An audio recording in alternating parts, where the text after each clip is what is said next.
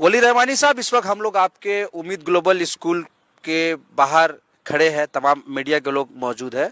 आपने एक साल पहले आपने एक वीडियो शेयर किया था जिसमें आपने पूरे हिंदुस्तान के लोगों से अपील की थी कि इस उम्मीद ग्लोबल स्कूल के लिए सहायता का हाथ बढ़ाए।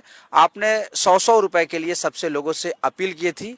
लोगों ने भी भरपूर आपको आशीर्वाद दिया था, अपनी मोहब्बतों से नवाजा था, और जिसका रिजल्ट ये है कि एक साल के अंदर आपने एक बहुत बड़ी, एक नहीं बल्कि दो आलीशान इमारतें बना ली है। अब चूंकि नए एकेडमिक साल के लिए आप एडमिशन ले रहे हैं, अब जो आपका पोस्टर्स वगैरह हम लोग देख रहे हैं, आपका ब्रोशर देख रहे हैं, उसमें आप जो है 1.5 लाख रुपए, 1.5 लाख रुपए यू आर चार्जिंग एनुअली। तो सवाल ये है कि जो गरीब का बच्चा है, जो गरीब का बच्चा है जिसके लिए आपने लोगों से 100-100 रुपया मांगा था, वो 1.5 लाख रुपया कहां से अफोर्ड कर पाएगा? क्या कहेंगे इस पर? सबसे पहले तो मैं आप सबका शुक्रिया अदा करना चाहता हूं कि आप सब जो हैं हमारे स्कूल तशरीफ़ लाए। सारे जर्नलिस्ट का मैं शुक्रिया अदा करना चाहता हूं कि आप सब, और मुबारकबाद देना चाहता हूं कि आप वो काम कर रहे हैं जो जर्नलिस्ट को करना चाहिए, सच को लोगों के सामने लाने की कोशिश कर रहे हैं, और आप हिम्मत दिखाकर मुझसे सवाल पूछ रहे हैं। उम्मीद करता हूं कि ऐसे मुझसे सवाल पूछते रहेंगे। आपने सवाल पूछा कि मैं जब 100-100 रुपये लेकर गरीब बच्चों के लिए स्कूल बनाया हूँ तो मैं 1.5 लाख रुपये क्यों चार्ज कर रहा हूँ, क्या मैं चार्ज कर रहा हूँ या नहीं कर रहा हूँ? तो मैं बिल्कुल 1.5 लाख रुपये साल का फीस चार्ज कर रहा हूँ। मगर अब सवाल है कि किससे चार्ज कर रहा हूँ और क्यों चार्ज कर रहा हूँ। इस सवाल पे आने से पहले मैं एक बैकग्राउंड बनाना चाहता हूँ, बताना चाहता हूँ कि उम्मीद ग्लोबल स्कूल क्या है। क्या उम्मीद ग्लोबल स्कूल एक आम स्कूल है? नहीं, उम्मीद ग्लोबल स्कूल एक यूनिक स्कूल है। उम्मीद global school is not an ordinary school जहाँ बच्चे आए, पढ़े लिखे, पेट के लिए तालीम हासिल करें और जॉब सीकर्स बन के बाहर चले जाएं और नौकरी पे लग जाएं। नहीं, उम्मीद ग्लोबल स्कूल का एक मिशन है, वो ये कि इस स्कूल से किस तरह से हम लीडर्स बनाकर दुनिया को दे सके। ऐसे लीडर्स जो गरीबी को, गुर्बत को इस मुल्क से दूर कर सके। ऐसे लीडर्स जो मुसलमानों को इस मुल्क में अपनी खोई हुई इज्जत वापस दिला सके इंशाअल्लाह।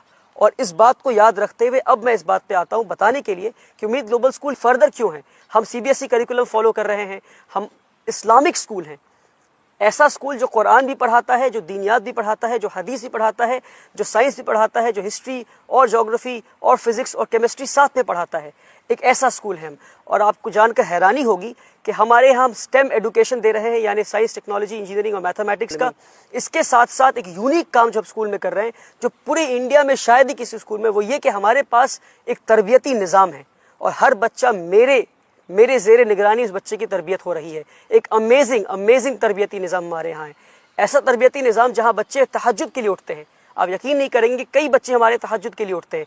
एक बच्चा 6 महीने हो गए हमें यहाँ पे स्कूल शुरू किए, शायद ही कोई बच्चा होगा हमारे स्कूल में जिसने हमारे यहाँ दाखिला लिया हो, जो क्लास 1 से लेकर के क्लास 7 तक पढ़ता हो, जिसने अपनी फजर की नमाज मिस की हो। मैं फजर की नमाज की बात कर रहा हूँ, अल्हम्दुलिल्लाह रब्बिल आलमीन, and let me boast about it, कि हमारे बच्चों ने फजर की नमाज नहीं मिस की है। एक ऐसा निज़ाम है, तरबियती निज़ाम, कि जहाँ बच्चे तहज्जुद के लिए उठते हैं, फजर के लिए उठते हैं, 5 वक्त की नमाज पढ़ते हैं, झूठ नहीं बोलते हैं, एक शानदार, एक बेहतर मुसलमान, अच्छे मुसलमान बनते हुए इंटरनेशनल करिकुलम हासिल कर रहे हैं। फुटबॉल ग्राउंड है, बास्केटबॉल ग्राउंड है, हम TT इंट्रोड्यूस करने वाले हैं। किक बॉक्सिंग में हमारे बच्चे नेशनल चैंपियन बन चुके हैं। स्टेट चैंपियनशिप की लास्ट 3 इयर्स की ट्रॉफी हमारे पास है। तो ये सारे बैकग्राउंड बताया ये समझाने के लिए कि क्या बैकग्राउंड में काम चल रहा है इन बच्चों को लीडर्स बनाने के लिए। हमने एक IT लैब सेटअप किया है जिसका ना फुल फॉर्म है इनोवेशन एंड टेक्नोलॉजी लैब। आपका सवाल ये था 1.5 लाख क्यों चार्ज कर रहा हूँ, मैं इस पर आता हूँ, मगर आप समझे कि हमने एक IT लैब सेटअप किया जिस लैब में हम बच्चों को रोबोटिक्स सिखा रहे हैं, ड्रोन टेक्नोलॉजी, AI, कोडिंग, हम बच्चों को उसमें 3D डिज़ाइनिंग एंड प्रिंटिंग सिखा रहे हैं। सारी चीज़ें हम बच्चों को सिखा रहे हैं उस लैब में। ये सारी चीज़ों जानने के बाद अब मैं आपको बताता हूँ कि हाँ, मैं 1.5 लाख रुपए चार्ज कर रहा हूँ, मगर क्यों चार्ज कर रहा हूँ और किससे चार्ज कर रहा हूँ। एक फ़र्क आपको समझना पड़ेगा।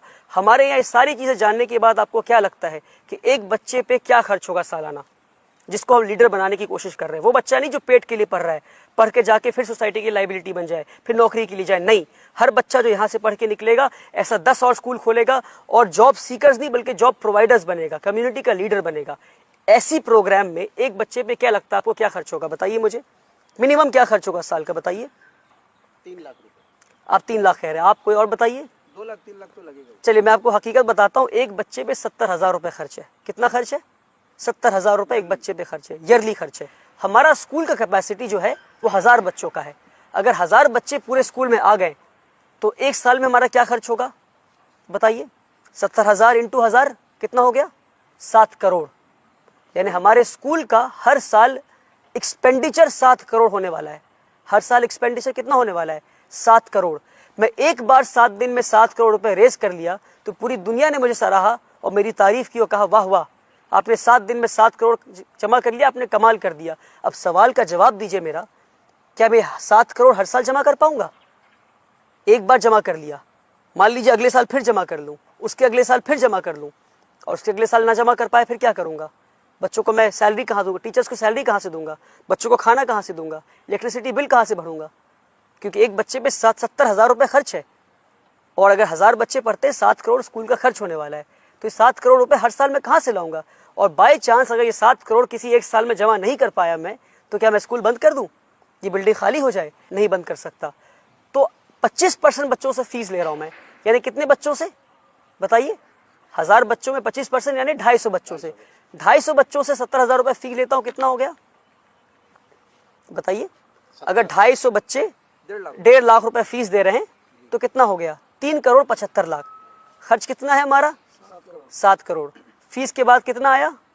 3 करोड़ 75 लाख। बाकी बचे पैसे कहाँ से लाऊंगा? उसके लिए फिर मुझे हाथ फैलाना पड़ेगा, फिर भीख मांगना पड़ेगा। तो हमारी कोशिश है कि एक साल आहिस्ता आहिस्ता हम सस्टेनेबिलिटी के टुवर्ड्स हम जाएं इंशाल्लाह। तो ये रीज़न है कि हम 25% बच्चों से फीस ले रहे हैं।